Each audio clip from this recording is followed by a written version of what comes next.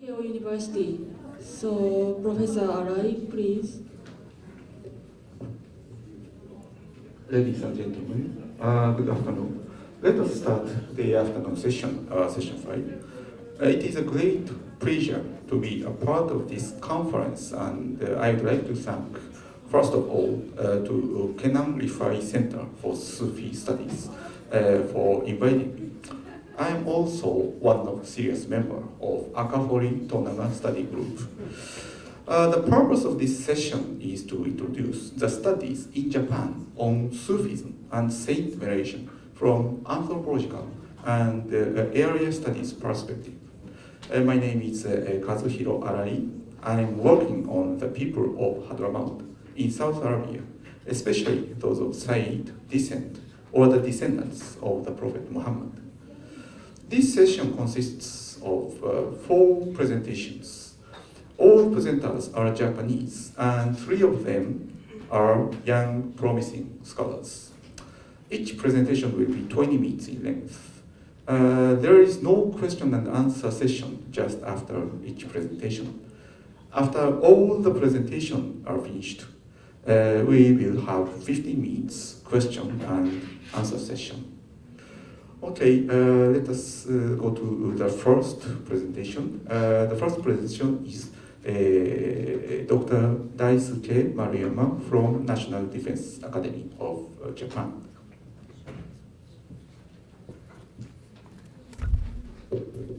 Thank you very much. I'd like to thank the organizers for giving me this good opportunity to deliver the presentation. So, let's start. Based on the fieldwork I conducted in Sudan during 2008 and 2013, I will examine the implication of Sufism discussed within Sudanese Sufi tariqas. The term Sufi connotes a person who seeks a mystical, ecstatic, or personal experience of the God. Although not only experts who follow a mystical path, but also even ordinary devotees engage in Sufi activities and practices, this kind of explanation has a tendency to overemphasize the direct individual and mystical experience with Allah. As many researchers have already illustrated, Sufism includes a wide spectrum of dimensions. Similarly, contemporary Sufi tariqas, on which I focus here, offers various activities ranging from personal practices, like the purification of the soul, to collective rituals, such as zikr and saint veneration activities. Through the examples collected during my fieldwork, I will introduce not only the mystical or personal aspect, but also the interpersonal aspect of Sufism for better understanding of Sufism in wider context. In addition to the individual effort to approach the transcendental God on the basis of Sufism, not only Sufi adherents, but also ordinary people aim to receive the grace of Allah through the miraculous acts and the mediation of Sufi chiefs. In contemporary Sudan, as well as in many other areas of the Islamic world, in order for their wishes to come true, people of all ages have asked Sufi chiefs to intercede with Allah on their behalf during their lifetime or even after their death. As Akafori has mentioned in his article, although Sufism and saint veneration are essentially distinct phenomena, both can easily become an integral part of the Sufi practices and belief system. When we study saint veneration activities closely related to Sufi tariqas, we should also draw attention to this indirect approach to Allah provided under the name of Sufism. In order to understand the diverse aspect of Sufism, for example, not the intellectual and sophisticated aspect of Sufism, but rather popular and exoteric aspect, I will concentrate on the relationship among people, community, and Allah in the context of Sufism and Sufi tariqas. Let's move on to the second section, Sufism as a means of individual and social improvement. The point of departure is the ways in which Sufi adherents, including Sufi chiefs and their disciples, view, explain, and imply the connotations of Sufism. Many interviewees I met in Sudan considered Sufism as the purification of the soul, tazkiyat al-nafs, and its variants, like the reform of the soul, Islah nafs, or spiritual improvement. These paraphrases place emphasis on the inner and personal aspect of Sufism. According to one of the Sufi shaykhs, disciples should not distance their souls from Allah through disobedience, fault, or sin. However, they should put their efforts into the development and consolidation of their private relationship with Allah. If so, what is the difference between Sufis and non-Sufis? The same interviewee answered, Sufis pays much deeper attention to the devotion with intent, niyyah, and struggle against their base soul, because of which their soul ascends to higher spiritual stations. What is more, it is notable that many of them also explained another aspect of Sufism, on the assumption that disciples join in the tariq activities. Through their participation in the activities, such as zikr and the seminars, disciples are expected to develop such ethical tenets as modesty, respect, love, and honesty. Also, it is often stated that disciples acquire Islamic knowledge from each other as well as from their shaykhs. In this respect, joining Sufi tariqas means the creation and development of interpersonal relationship among shaykhs and disciples. During the tariq activities like zikr, maintaining discipline is required. While participants should avoid any kind of behavior that interferes with zikr and seminars being performed in a refrained and controlled manner, fanatical, excessive, or embarrassing behavior is prohibited. For instance, the zikr participants are required to harmonize their recitation, movements, and rhythm. This synchronization promotes an orderly approach to achieve discipline, to feel fellowship, and to experience a sense of belonging to the Sufi community. This explanation connotes the idea that zikr is a practice that enhances ethical and collective behavior rather than a form of training for obtaining a mystical experience, and implies that Sufism is not so much a method to acquire esoteric experience as a way to enhance their devotion and inner character. Some of the interviewees who belong to distinct tariqas stated in separate interviews that the ethical or spiritual improvement influences their families and neighbors, which finally leads to social improvement or social cohesion. In other words, Sufism is portrayed as a function for the development of disciples' ethical character, thereby achieving prospective social improvement. My interviewees might explain the moderate interpretation, ideal purpose, and expected result of Sufism. However, similarly, in her article that examined the concept of the Sufi order in contemporary Egypt, Rashida C. concluded that personal relationship with shaykhs transforms the disciple, and this transformation affects his relations with companions, his family, and his entire universe. Although the mystical aspect of Sufism is still significant, the example that I mentioned here shows the inclination towards the consciousness that contemporary Sufi tariqas claim to improve the community or society as well as the individual.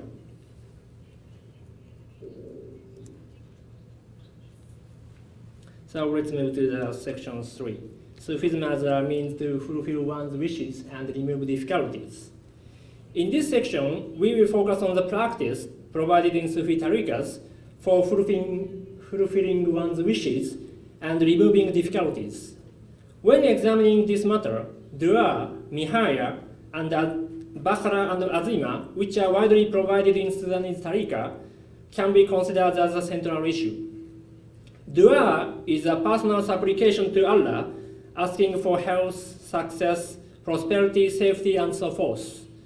Although people can supplicate individually, freely, and at any time, tariqa members always make a supplication together with their shaykhs and fellowmen after the daily prayers, zikr, seminars, and ziyarah, the visitation to saint tombs. There are two possible reasons for the belief that collective dua is a better answered or responded to by Allah. The first reason is the importance of collective supplication. For example, once dua starts after the zikr, people around the dua circle come to join the supplication, say the Amin anonymously, and hope that Allah accepts the supplication. This collective dua reflects the idea that all of the dua participants share the same requests and invoke Allah together. In this regard, Saito's argument, based on his fieldwork in Morocco, is suggestive. While it is only within Allah's discretion to respond to the request, no one can know whose supplication will be fulfilled. Therefore, if the supplicant has an important request, he or she should supplicate Allah with as many people as possible. The second reason is that the dua made by Sufi shaykhs has a higher possibility of being accepted by Allah. For instance, by quoting the verse, Allah only accepts from the pious one, my informants explained that because the shaykh show a deeper piety of Allah, they are closer to Allah than ordinary believers are. Therefore, their supplication is thought to be more effective.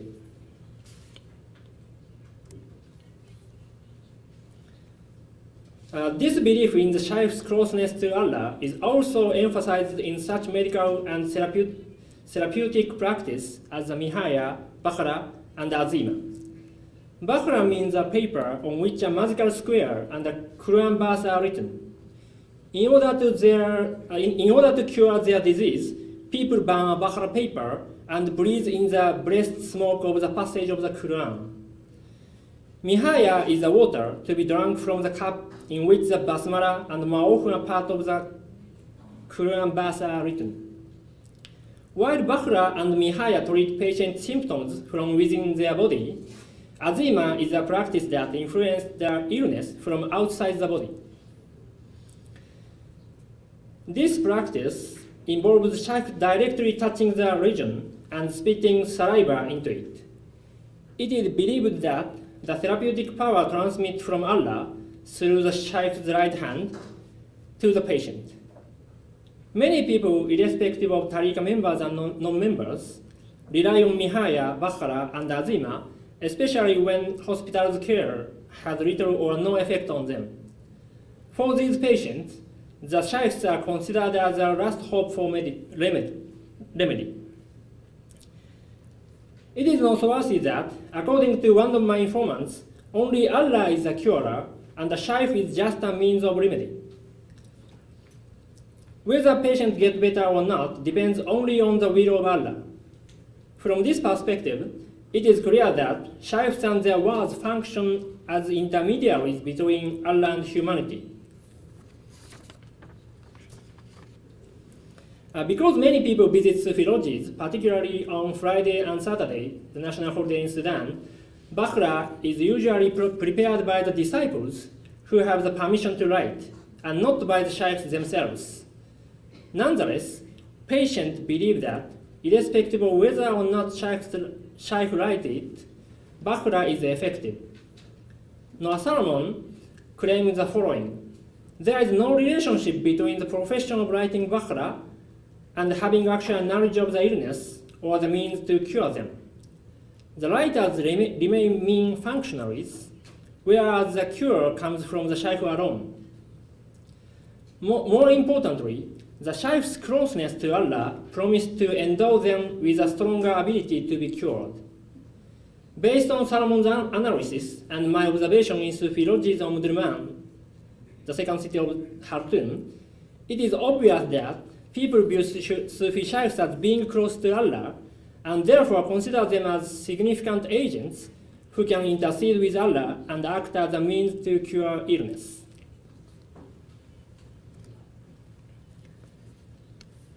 The next section deals with Sufism as a means to justify the intermediary between Allah and humanity. In contemporary Sudan, this intermediary role of Sufi shaykhs is openly criticized by opponents of Sufism as well as by ordinary people. Most of them do not necessarily criticize particular Sufi shaykhs or particular Sufi tariqas, but censure the Sufi method, Manhaj Sufi, as heretical. The focal point of criticism is the belief of intermediary has a strong possibility of leading to polytheism and deviation from Islam. Quoting the verses of the Quran, critics such as the Salafi organization members emphasize that believers are equally close to Allah, should invoke Allah directly, and therefore deny the existence of intermediary persons between Allah and humanity.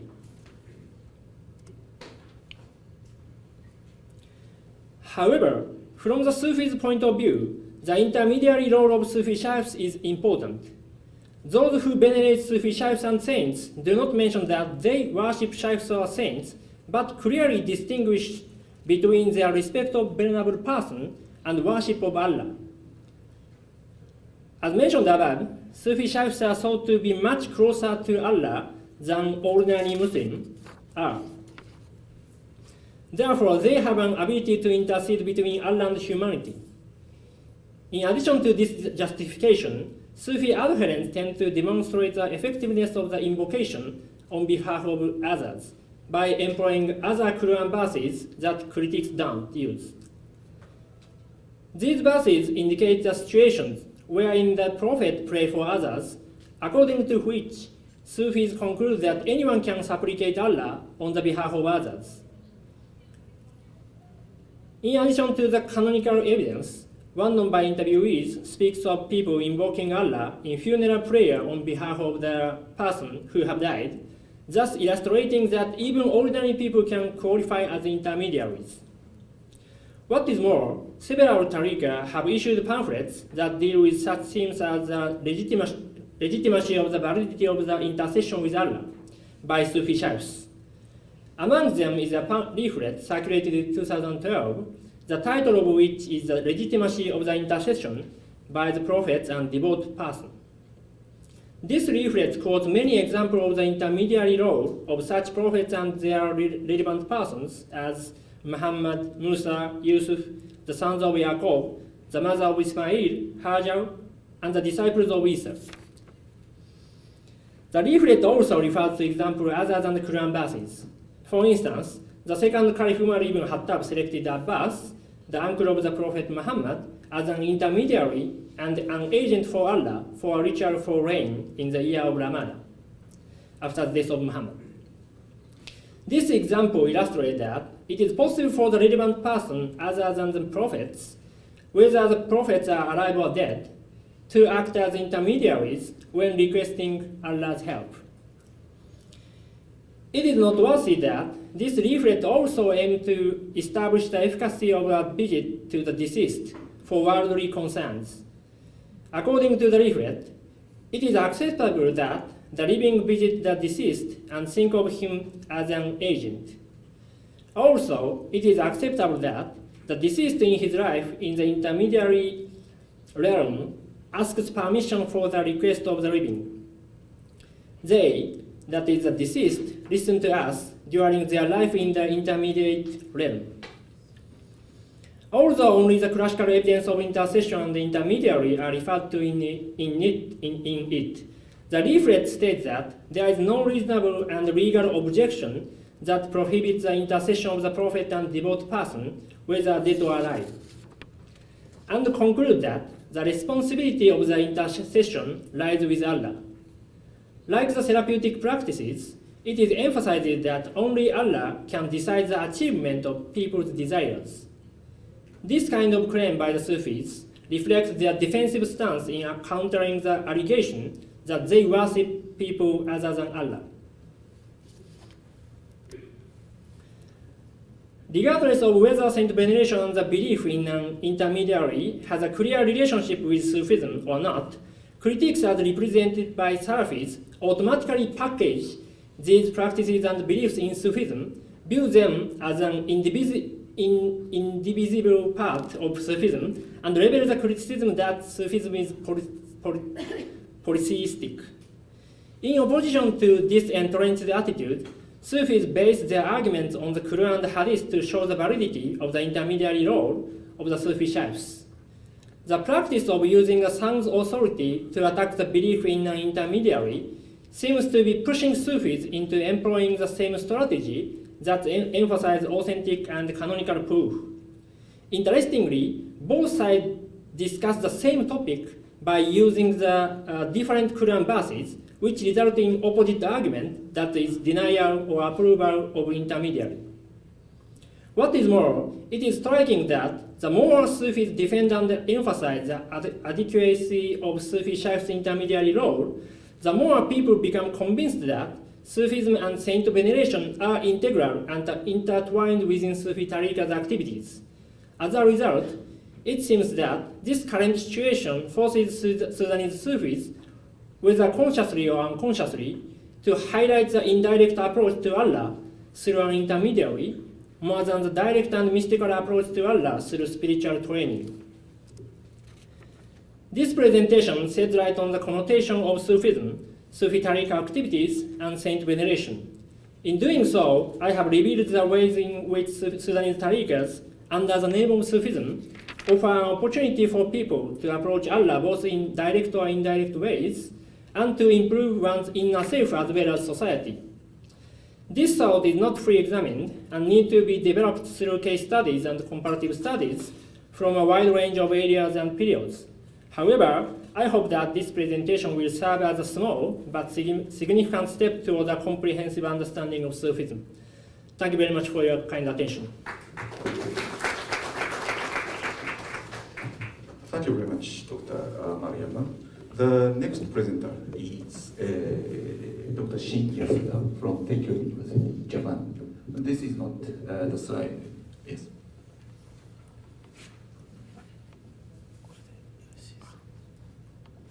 Yeah.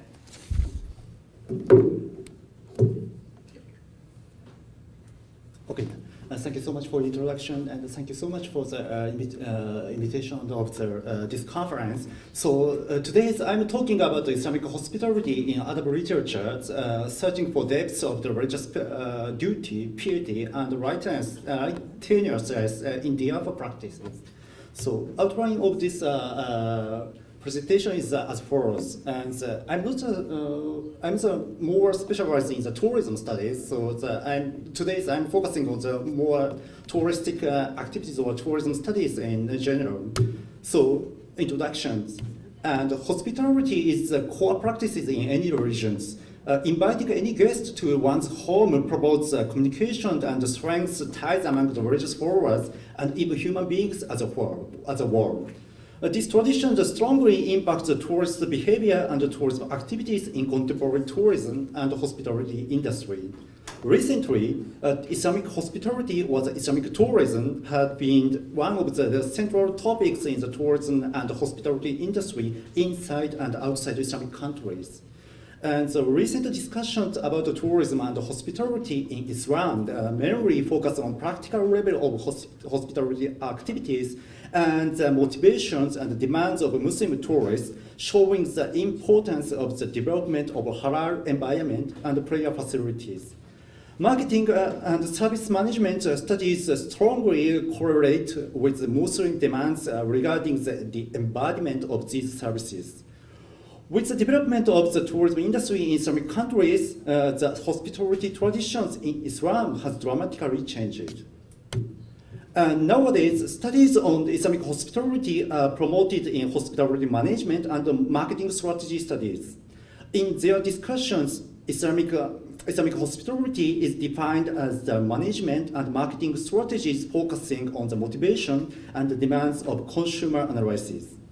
These studies are therefore focusing on the development of Muslim consumer environments like the spread of halal products, infrastructures, and human resources. Previous studies based on the management and marketing strategies, however, do not clarify the religious identity of Islamic hospitality. Rather, they trivialize Islamic hospitality as activities in service management, and they focus on the practical level of hospitality by promoting related products and services. Also, previous studies described diaspora practices in Adab literature as the origin of the Islamic hospitality in the contemporary tourism and hospitality activities in Islamic world. Their arguments are based on the marketing principles in the economic activities. Monastic British scholars, however, criticize these studies by saying that hospitality is not defined as simple pleasures or entertainment or the private and economic activities. Rather, hospitality can be described as a way of life, way of being, and way of social and religious activities. Moreover, hospitality is not just like the kindness, but moral imperatives and ethic commands. Toshihiko Izutsu also mentions Islamic ethics can be analyzed from the interactions between the descriptive and the evaluative discourses in Quran, or in other words, practical level and philosophical level behind the practices. In the Islamic traditions, the religious aspect of hospitality is reflected in so-called diafa practices, which generally means hospitality or the entertainment in English. The essence of diafa practices is written in Adab literature. It's Islamic ethics or the manners in this context, which express the Muslim practices of refinement, good manners, morals, decorum, decency, and humanness. Its Islamic meanings and significance are coming from the quotation and summary of the text of the Quran, the Hadith, and other Islamic writings. Other literature is used as a reference of the Islamic individuals and socially hospitable behaviors by reflecting Islamic ethics. Also, the diafa tradition still determines Islamic individuals and social norms and behaviors. Recent discussions about Islamic hospitality in tourism industry do not deepen it. However, some studies focusing on the diafa traditions in other literatures in the bibliographical collections and analysis. So, this presentation explores the essence of Islamic hospitality by analyzing diafa practices in other literature briefly. The practical level of diafa and the philosophical level of the diafa are of special focus. Sources for this presentation includes on the manner relating to it, Kitab al-Adab al-Akl in Revival of the Religious Sciences, Ikhya Ulumuddin, written by Imam Ghazali, which still seems to be models of diafa practices. And other related Adab literatures and writings are also examined. So I move to the next sections. Although the diafa is generally described as hospitality or entertainment, its concept is seen in the broader meanings and broader context. In the other literatures, diafa is roughly defined as a practice to welcome any guest life, and its external practices and internal philosophy are examined. The Islamic way of entertaining guests is standardized at the practical level by providing foods, beds, and entertainment. A famous hadith says that hospitality extends to 3 days, and what goes beyond is the charity, sadaqah. In the first day and night, hosts provide good quality meals for their guests and should entertain the guests generously.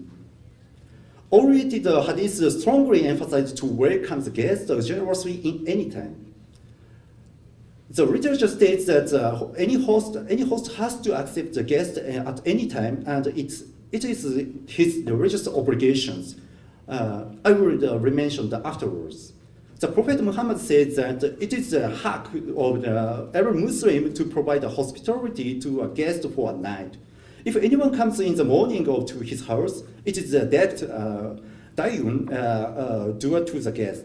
If the guest wishes, the host may fulfill it, and if the guest wishes, the host may leave it.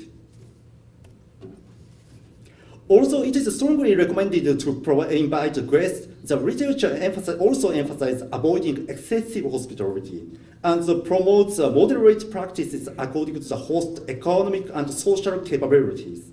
Monastic explains that charity and generosity are applauded and encouraged, but ostentation is to be avoided. Al-Ghazali advised that if one refrains from any affectations and possesses nothing, he would not seek a loan for that purpose, for this would cause him difficulties. If he has available what is necessary for his own consumption and his nature does not allow him to present it, then he need not do so. On the other hand, other researchers also indicate that the responsibility of guests in Diafa practices. As Al-Ghazali and other figures in other researchers mentioned by quoting the famous hadith that it is not lawful for him, the guest, to stay so long as to cause his host harm. Any guest should accept invitations if it is a hearty one and avoid complaining about hospitalities. Moreover, guests can praise a host by inviting, visiting so that they are more people who love one another in God. Other researchers also described how to invite guests, reply the invitations, what etiquette to be observed in banquets, and how to finish the banquet. For instance, it is strongly recommended to have the banquet with the guests and make the conversations with them. These Diafa practices are therefore recognized as emphasizing ordinary practices of welcoming guests of all background into the home.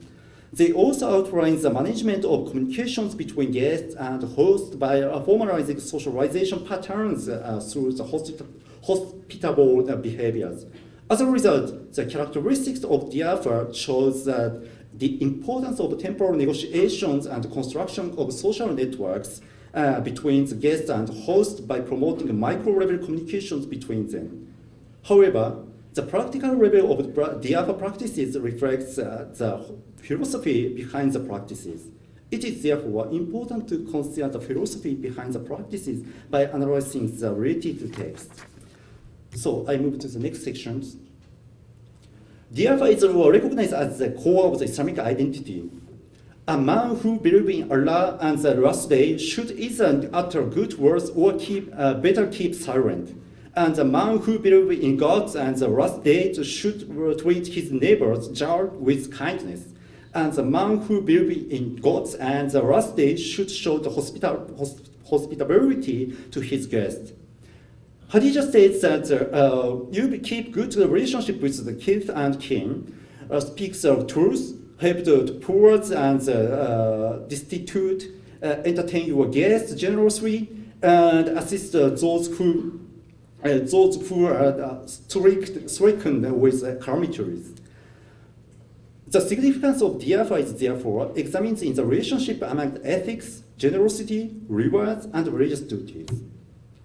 Some hadith explains that ethics, generosity, and the rewards are the essence of the Diafa practices. The Adab literature explains that the merit of the Diafa through describing the hospitality of the Prophet Ibrahim, rendering the story of Prophet Lut, stories, deeds, and saying of Prophet Muhammad, describes the virtue of the Abu Hurairah, and other Islamic figures. Hospitality in Islam is frequently recognized as the religious duties or obligations for every Muslims and rewards for both hosts and guests in turn described. Some hadith emphasizes the obligatory aspect of Diafa by focusing on haq, fard, dain, and wajib. It is the duty of every Muslim to provide a hospitality to a guest for a night, or the other hadiths. If the Muslim is the guest of people and is given nothing, it is the duty of the Muslims to help him to the extent of taking for him from their crops and properties for the entertainment of the one night. Moreover, Ibn Arabi also explains that the Diafa is sufficient duty, the fard al-kifaya. Diafa is also linked with the almsgiving or zakat. The Quran says that the loan to gods is a virtuous loan. And other hadith mentions the relationship between the Diafa and zakat indirectly. Zakat in the home is said hospitable house or bait al-Diafa, said as from the Al-Qadar. And monastic mentions that the advent of Islam turned generosity into the genuine Islamic virtues by emphasizing that wealth should be spent with the pious motives and in the way of in the God ways, fi sabilillah. These sources clarify that the Diafa practices are deeply rooted in Islamic piety, iman. So some hadiths explain that, as I mentioned before, whoever believes in God and the last day should serve his guests generously, and whoever believes in God and the last day should speak what is good or keep silent. Another hadith emphasizes Diafa as the core of the piety according to the communication between the Prophet Muhammad and one Muslim. The one Muslim asked the Prophet Muhammad that what is the piety? What is the iman? So the Prophet Muhammad replied to these questions: you provide food and extend a greeting to those who you know or not, who you do not know. Diafa practices are therefore regarded as an Islamic way of piety or the righteousness or view at the philosophical level. Toshihiko Izutsu analyzes the meaning of the view as piety or righteousness in the Quran by quoting Ayah 177 of Surah Baqarah. He also mentions the close relationship between the view and the piety iman in the same verse. He also mentioned about the relationship between the view and zakat in the ayah 9.2 of the Surah Al-Imran, chapter 3, and also the mentioned in the ayah 4.4 of the Surah Al-Baqarah, chapter 2. Or view and the fear of Allah or taqwa in the ayah 189 of Surah Al-Baqarah. This analysis indicates that the philosophy of Diafa practices express the Islamic way of piety or righteousness, which can be described as the essence of Islamic hospitality. So, briefly saying that I moved to the conclusion, but it still has a little bit of time. But this presentation explores the essence of Islamic hospitality by analyzing Diafa practices in Adab literature briefly. On the practical level, Islamic hospitality is described as the practical norms or the standards for both hosts and guests.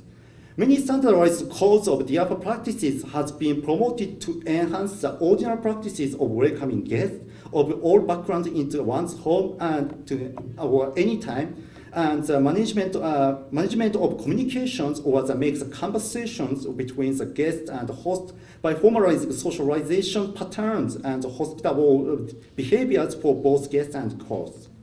As a result, these characteristics of Diafa shows the importance of temporal negotiations and the construction of social networks between guests and hosts by promoting micro-level communications between them.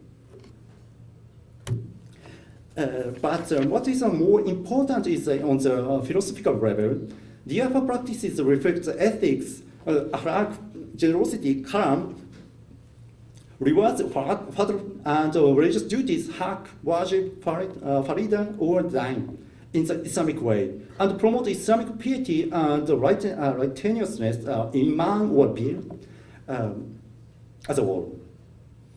As a result, the enhancement of the piety and the righteousness in hospitality in Islam makes Muslim pious people and Islamic society more righteous.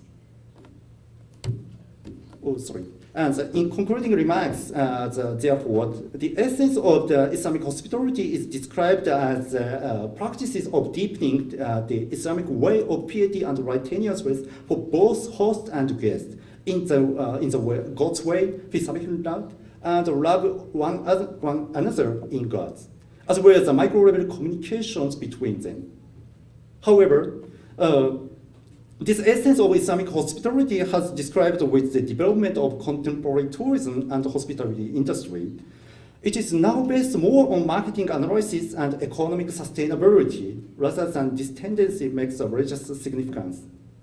However, there are still various issues or the various challenges that reflect the essence of Islamic hospitality or the Diafa practices that have continued in the tourism field. And it is a future challenge to promote Islamic way of hospitality in the world. And this is a reference of my presentation. And it is the last slide, but this photo is coming from the Tokyo Jamin. It's assistant from the Turkish government and the Turkish Ministry of Culture and Tourism. So if you have a chance, please come to the Tokyo Jamin also. Thank you so much for your kind attention. That's all. Thank you very much for finishing the presentation for earlier than expected, and maybe the next presenter can have 22 minutes to finish. The third presentation is by Dr. Kazuhiro Arai from Keio University, Japan, which is myself. The title of the presentation is Saint Veneration in Indonesia and the Emergence of Hadrami Saints, shaping historical perception by using the current situation. Dr. Arai, thank you. す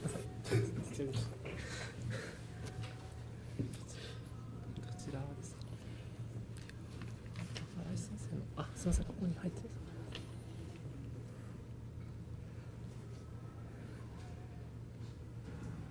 スライドショー。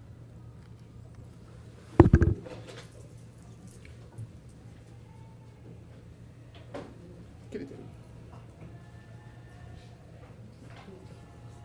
切れてる。これじゃできないから。上が切れちゃう。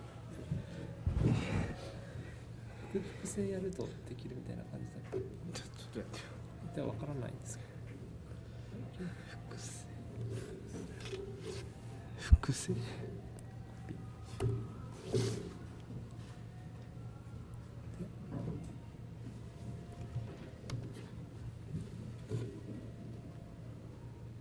By the way, I distribute the handout, so if you don't have it, please take one from the back of the room.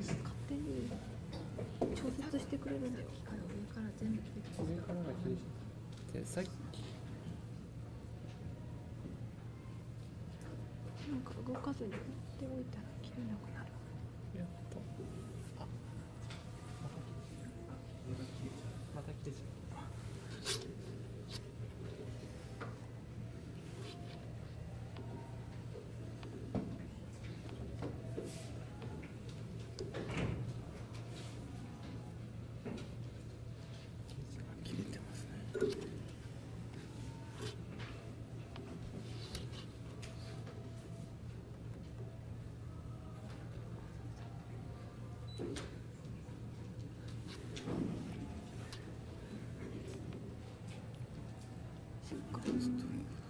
セカンドスクリーンのちょっと複製ではない。セカンドスクリーンないです。セカンドスクリーン切れちゃうね。ちょっとすみません、セカンド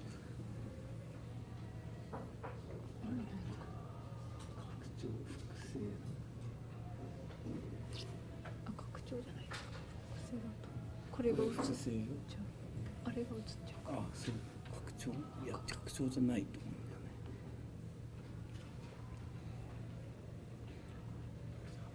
あ、拡張じゃない。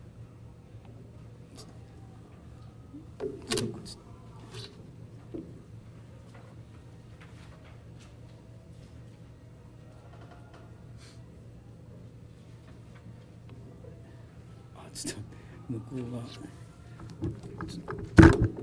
スライドショー表示の時のプロポーションの設定の問題じゃないですか。これもう一回やってみてください。スライドショーで普通のあれじゃないですか、これじゃ。これ横に横一つにしなきゃダメ。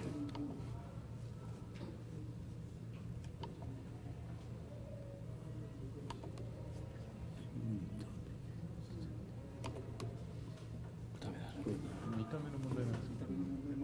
上がかけてると大事なところ出せないんですよ。横のプロポーションは上が出てる限りある程度我慢しないと仕方ないんじゃないですか。ちょっとついた動画ですね。これ、もう一回接続しましょう。あ、F5。これ複製になってる。本当だ、そうですね。拡張に。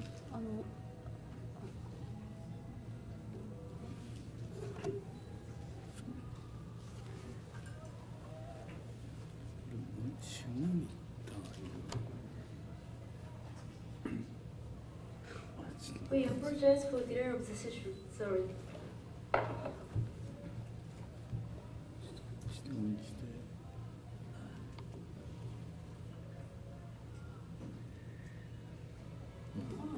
上が切れてるからだからどうしたらいいんだ。これちょっとさっきのこの縦長の幅隣じゃなくが切れてる。さっきの設定でやってるんですけど、これさっきさ正直あ、すいませんでした。申し訳ないです。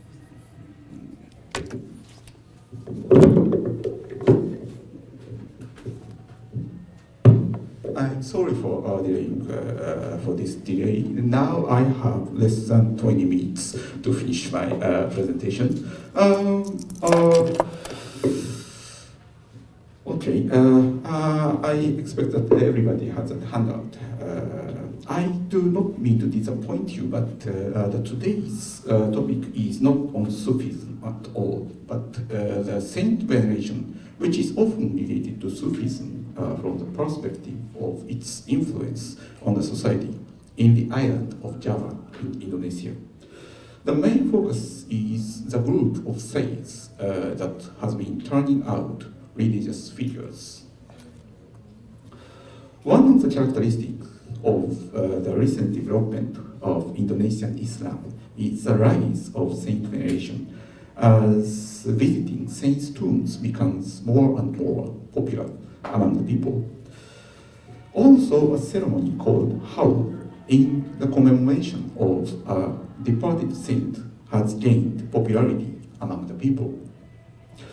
Indonesian of Arab or Hadrami side descent, who originated from the South Arabian region of Hadramaut, now the Republic of Yemen, are one of the most active groups in this trend, as they organize the houses of religious figures from their own clan in the city of Jakarta, Solo, Bogor, Surabaya, and other places. Some houses attract tens of thousands of participants. Also, numerous meetings for the recitation of Maulid, a poem in praise of the Prophet's birth, are organized by them. They are proud of their role in the development of Islam in Indonesia in the past and present, and they insist that it was their ancestors who brought Islam to the region. What they use to advance this theory is genealogy, and they include Wali Songo, or the 9 saints, half-legendary figures who are said to have contributed to the Islamization of the island in their genealogy. This presentation is to discuss how their theory is accepted and gain some place in Indonesia. There are several studies on the possible relationship by blood between the most famous saints in Java and Hadrami saints, mainly the saints themselves.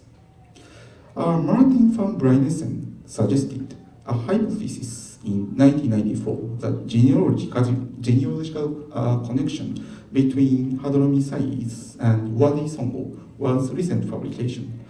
What van Brynesen sees in his thesis was the pattern of the development of Indonesian Islam rather than a conspiracy of the saints. Double quote. He said that probably both parties could gain something by this connection. The opinion of van Brynesen met counter-argument either directly or indirectly by other scholars, mainly of Hadrami origin. Said Farid Attas, for example, said in 1997 that it is premature to decide whether it was fabricated or not, or fabricated or writing down of oral tradition. Also, Muhammad Naqib al-Attas tries to prove that it is a fact using Palembang manuscript, in which the connection between Bali Songo and the Hadrami science is recorded, and which was at the hand of a famous genealogist, Ali ibn Jafar al-Sargut. Some arguments have anti-Orientalist tone. My focus is not whether it was fact or not. Rather, I am interested in how the new historical perspective becomes known to the people who usually do not care the detailed discussion of genealogy. Let me briefly explain who the Hadrami Sais in Indonesia are. Most of them are the descendants of migrants who came to the region between the 19th and the mid-20th century. But the history of migration goes back several centuries before that. Many, if not all of them, were economic migrants, but there were those educated in religious sciences back in the homeland, and then educated the people of the host society, that is, Indonesia. Some of them came to be recognized as saints, and posters of the saints are made, something like this, on the screen. The religious activities continue until today and became more prominent after the 1990s. This is a picture of the howl of one Abu Bakr al-Zadi, a saint in Hadramaut, whose descendants abound in Indonesia. The number of participants is around 40,000, according to the organizer. One of the reasons why a saint foreign to Indonesia attracts numerous participants is a person in the center of this picture, Umar bin Hafiz. He is a founder director of a religious school, Darul Mustafa in Hadramaut. He is invited to Indonesia every year and got a large number of students and followers. Many of the students studying his school back in Hadramaut are actually from Southeast Asia. This is a meeting for reciting Maulid in the suburb of Jakarta. The person sitting in the chair is Salim al-Shatili, the principal of another religious school in Hadramaut. Like Umar bin Hafiz, he has got a huge number of followers. In Java, the Islamization process is always related to the 9 prominent saints called Wali Songo, as I have already mentioned. They were not the first ones to come to bring the new religion to the island, but are considered to have made the biggest contribution to the process, and some of them were involved in the foundation of Muslim dynasties. The origin of Wali Songo is not clear, and there are many opinions on that, as you can see in the handout and on the screen. This is the list of Wali Songo, but everybody is buried on the northern coast of Java. But I cannot discuss fully about this chart. The tomb of Wali Songo attracts numerous visitors. The number of visitors to this tomb is said to be 1 million every year. The visitors to the tomb usually come in groups. They may be the students of a religious school or members of neighborhood association. They do not stay long in a tomb. They come, make dua, buy some goods, and leave for the next one. And the visit of the tomb is closely connected to tourism. although there are various opinions on the place of origin of Wali Songo, the genealogy usually go back to the Prophet Muhammad. This is what I can call a conventional poster on the genealogy of Wali Songo, which is sold at numerous stands around the tombs. They are presented as the descendants of the Prophet Muhammad, though through some figures I cannot identify. On the other hand, Hadrami Sais insist that they were the descendants of those who came to Java before the large-scale migration started, and they visualize the opinion in their genealogical chart. This is an enlarged image of the previous chart. Some sides said that Wali Songo were the descendants of their clan, except for one or two. But this chart is more radical than that. All of the 9 are included here. This chart says it is based on a book titled Shamsu Zahira, or Midday Sun, the standard reference for the genealogy of Hadrami Sais. But an interesting fact is that in the main and original text of this book does not mention Wali Songo at all. The question is where this information comes from. By the way, for the comparison, I put the genealogy of both versions. So please check. Yeah, I don't have time to explain about this too, but the difference of the number of generations is remarkable. Yes. Okay, the direct answer to the question in the 2 slides ago is a commentary on the 3rd edition of Shamsu Zahira, written by one Muhammad Dia Shihab. But the source goes back to the writing of Alawi ibn Tahir al-Haddad, the founder of the Mufti of Johor Sultanate, now in Malaysia, who passed away in 1962. Then it finally reaches Palembang manuscript, which I already mentioned.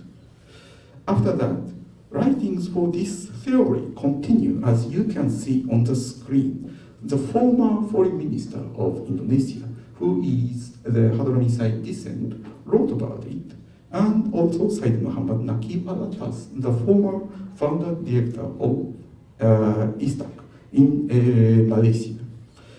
All of them mentioned here are of Hadrami Said descent.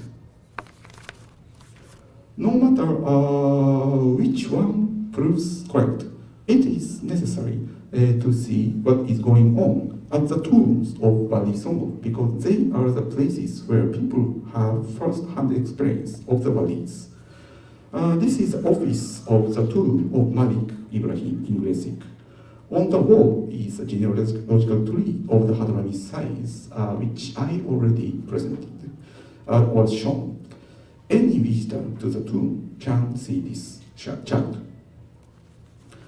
And this picture is the inside and the wall of the tomb of Ali Murtada, a brother of Sunan Ampel, one Wali Songo.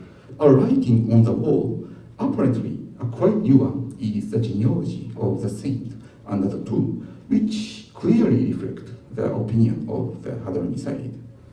I asked about this genealogy to the caretaker of the tomb, who was present, but he did not know much about this one. I need to skip 2 more slides, and just 2 more slides. But I'd like to say that in 2012, I visited all of the tombs of Wali Songo and some of their relatives. In those places, I found either nothing or the genealogy that Hadrami Said suggests. Overall, if these are the result of the collective attempt by the Hadrami Saids, they did quite a good job. I did not have time to do research on how they came to be presented at those places. It will be the theme for the future research. In addition to the tombs, some books for general public on the saintly figures from their clan take up the genealogy of Wali Songo. and say that they were the descendants of Hadrami Sayyid. The aforementioned Salim al-Shatri showed his opinion that Wali Songo were the descendants of Hadrami Sayyid in this book, but that section contains only 3 pages. It has been reprinted more than 10 times since the first publication in 2008. Not all sides agree with the genealogy of Wali Songo. My friend Ali in the Gulf, a former staff member of Nikabatul Ashraf al-Kubra in Jakarta, said that no matter what the historian says, it is not possible for a genealogist to buy this theory and include Wali Songo in the detailed register of Hadrami Sayyids that is kept in multiple volumes in Jakarta. Therefore, there is a difference between historians and genealogists within the group of Hadrami Sayyids in Indonesia.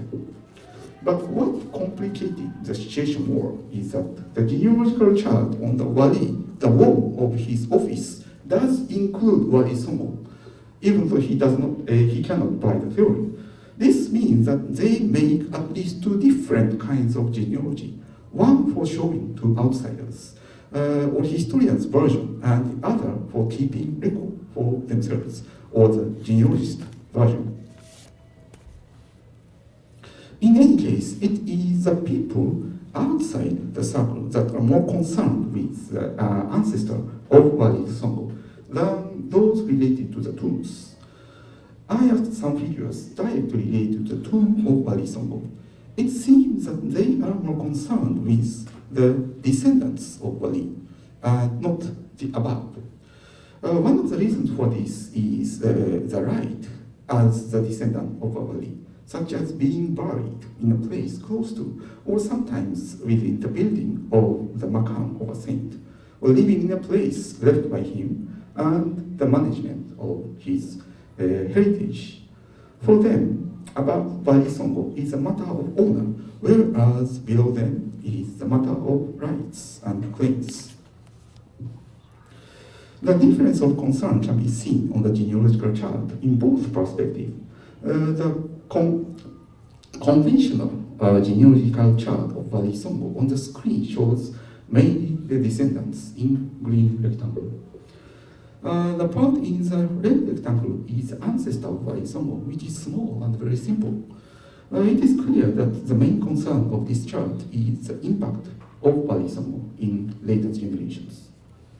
On the other hand, the main concern of Hadrami Sayyid is the whole picture of relation among some branches, sub-branches of their clan as shown in red lines. Wali Songo and their descendants in green rectangle occupies only a small part. They do not pay much attention to the descendants of Wali Songo, and they are missing in the chart, except for their direct sons. So it seems clear why Hadrami Sayyid version of Wali Songo's genealogy is accepted, or at least has not met fierce opposition. First of all, the groups look at the different parts of genealogy. Hadrami Sayyid look at the genealogy above Wali Songo, whereas the other party, the main concern is their descendants. Hadrami Sayyid do not dare to foray into who the descendants of Wali Songo were. Second, the Hadrami Sayyid version does not destroy the whole picture. In both versions, Wali Songo were the descendants of the Prophet Muhammad, and both parties concerned are Sunnis. Okay, let me go to the concluding remarks. What I wanted to show in this presentation is the complicated nature of their argument concerning the origin of a saint in Java. It cannot be understood as controversy between Sayyids and non-Sayyids, or Arabs and Western scholars, or intellectuals and the masses. It is rather simultaneous presence of opinions of historians, genealogists, religious figures, scholars, writers, and the masses. The reason for the Hadrami Sayyid version finds its place is not that both parties are happy with it, as Van Grynesen suggested. but rather that the both are different in their scope, and it prevents them from crashing into each other. Yes. Those who win this contest will be the ones who are active and have gained authority in the sphere of religion at each moment. I would argue that the driving force behind the promotion of the Hadrami side theory is the current situation of religious life in Java. That is, the rise of the Indonesian sites of Hadrami origin and those who visit Indonesia from Hadramaut. The science religious activities became even more prominent after Van Bruynesen wrote his article in 1994, and so does their version of theory on the genealogy of Wali Songo. But one thing is for sure, the center of discussion is always Wali Songo, or the 9 saints in Java. Various parties try to establish relationship with the most important saints in the development of Islam in Java. So Wali Songo is the prize for them and not the other way around. Thank you very much.